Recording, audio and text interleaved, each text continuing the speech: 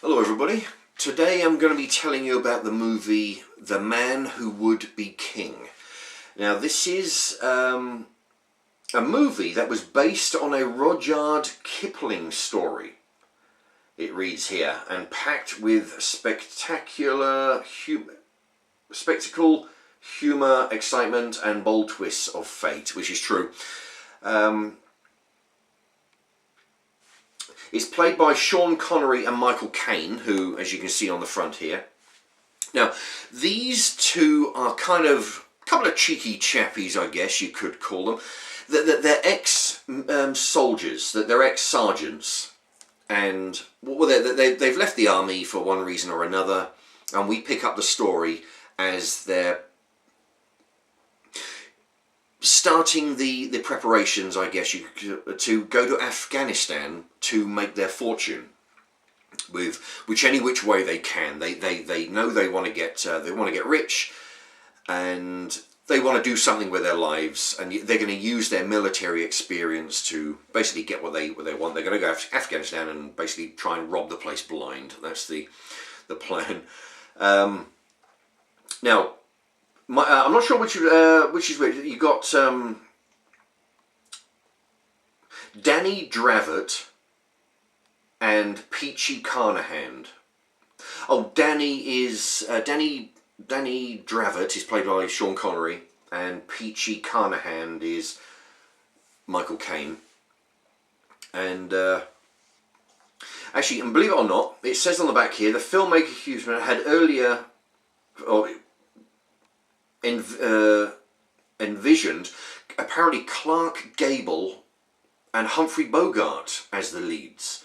Later, Paul Newman and Robert Redford were proposed, and then Michael Caine and Sean Connery, as you can see. So it's difficult to imagine what the film would have been like with those other people in it, because Sean Connery, actually, well, both of them, they're kind of like it says on the back there, chin up, chest out, with a British army, don't you know? And they go in and lay down some law and order with the savages, and basically they go to Afghanistan and start their own army.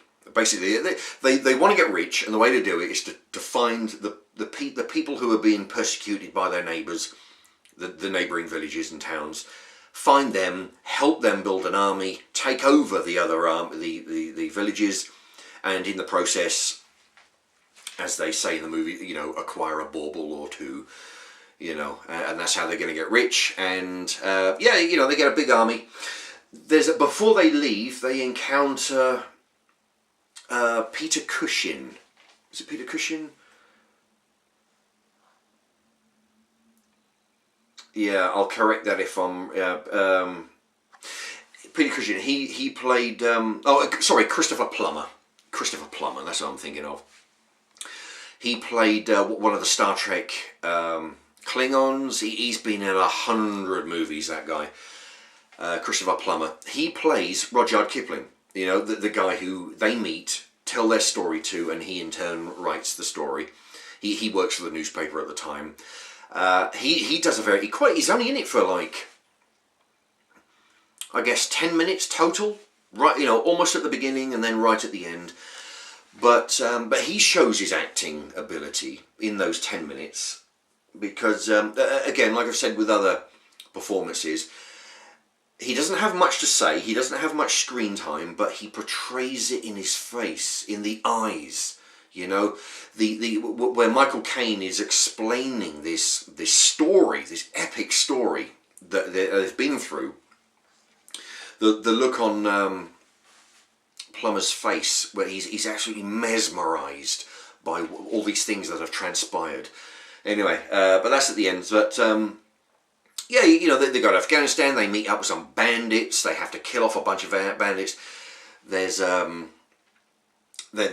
meet up with an avalanche. They come across like I say, a small village. Some people getting murdered by the at the stream by the local village.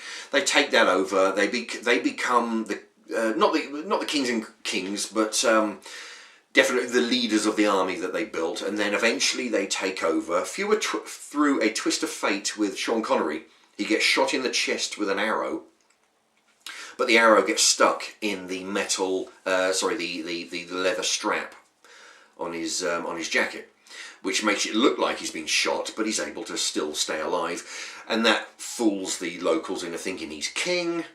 And then it's that much easier for him to be king, and then again rob the place blind, which is what their intention is. Roxana Cain is in the movie.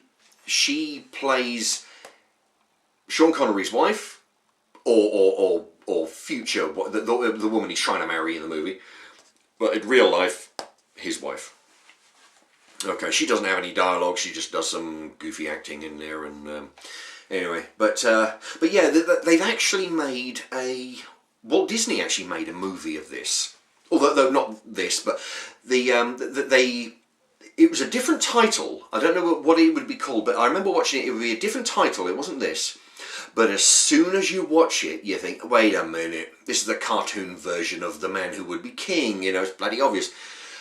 I guess for legal reasons, I don't know, they maybe changed the name of it, but yeah, Walt Disney made a full feature-length, one of those feature cartoon movie types, and it was quite good.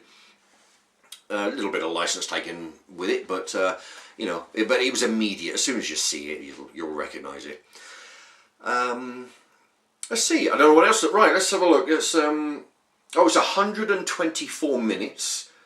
So what's that? That's 2 hours and 4 minutes. It's a PG certificate, which, thinking about it, I guess, yeah. I mean, there is some battle scenes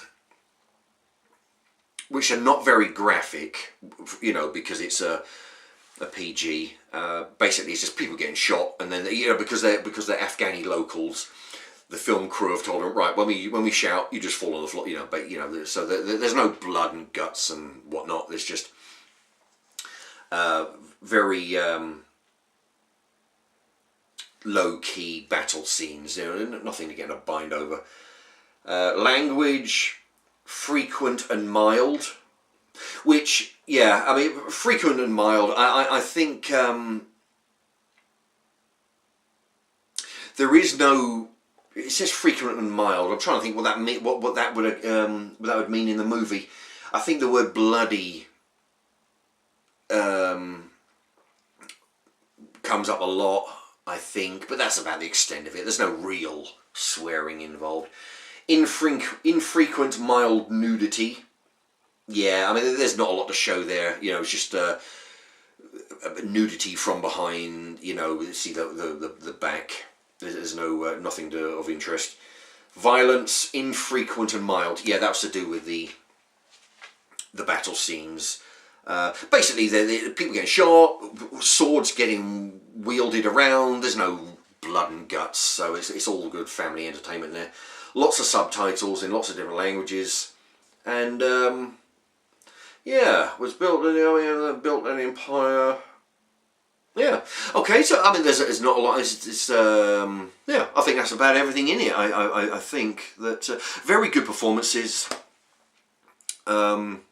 Michael Caine is almost unrecognisable except for the voice at the very not during the movie, but at the very end when without giving you too much away, they come to a sticky end with the locals because they fooled the locals into believing that this guy is a king, but because he's been given by Christopher Plummer I think a necklace or a pendant where he's turned into a necklace. It's of the Freemasons. So when these Afghani wise men see this, they think that he's a descendant of Alexander the Great, which they call Xander. You know, or the great Xander who came down hundreds of years ago and he did all this for us, Xander. That has been mispronounced over the years. They call it Xander instead of Alexander. So they think that he's a descendant of Alexander the Great, and he takes full advantage of this. I mean, the pair of them do. They lead the locals on to believe they're kings, and of course, as you'd expect, it all comes unglued after a while, and the locals don't take it kindly that they've been led on by these two all along. So they come to an end. Michael Caine is explaining all of this to Christopher Plummer, who gives a very good performance in the fact that he's mesmerised by the horror.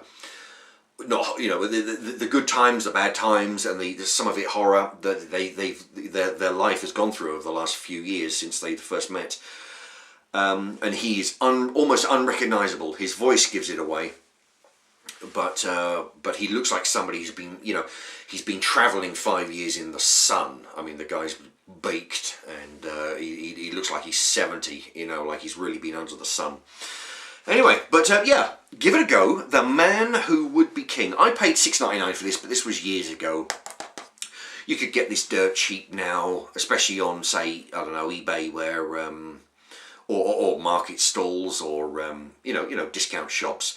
It won't be that price now, but definitely worth a go. I mean, it's a 2-hour epic. Let me tell you, you get your 2 hours, you get your money's worth out of them 2 hours, and yeah, you know, it's one of those that's recommended by me.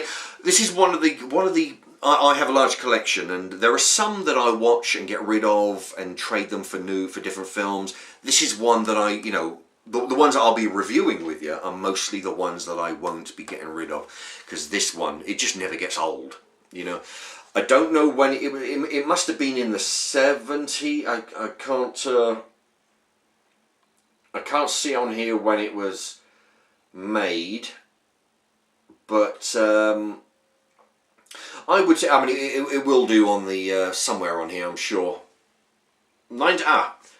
Got to turn it sideways. There we go. 1975, Columbia Pictures Industries, and then 2003. The layout was changed in 2003, so it looks like 1975, which I would have said late 70s. I was about to say late 70s before I read that, and yeah, it is an epic of the highest magnitude, as they say, but worth a go. Let me tell you, give it a go. Anyway, that's my review of today's film, and thank you very much for watching. Bye-bye.